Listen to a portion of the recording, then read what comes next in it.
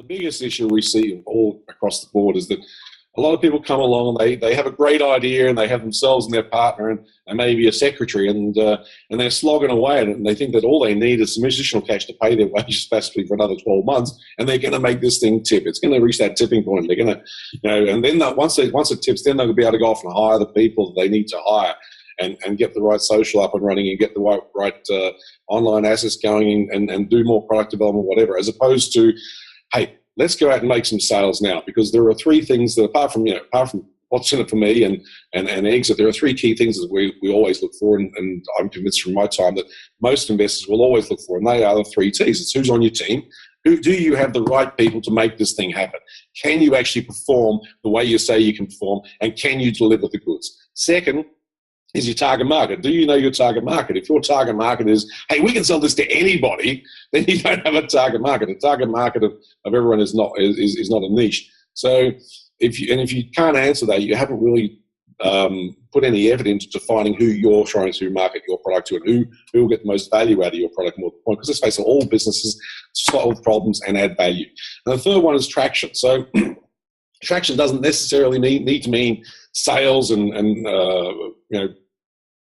large social media following. It can mean sales. It can mean large social media following. It could also just mean who you attracted to your advisory board.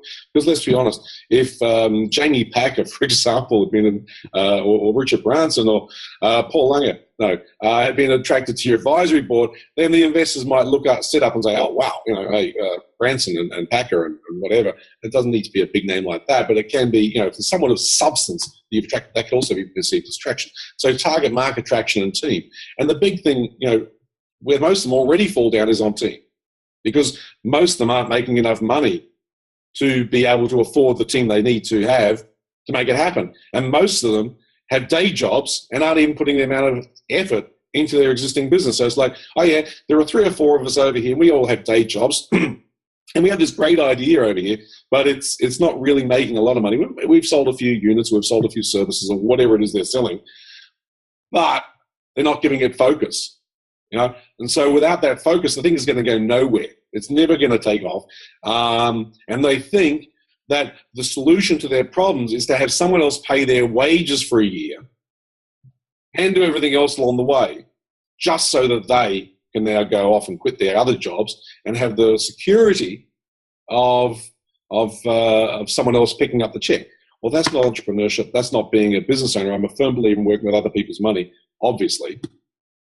But, if you want other people's money, you need to step up to the plate and show them that you have done all the necessary steps in advance, or a greater majority of them, to be able to attract their money to your venture.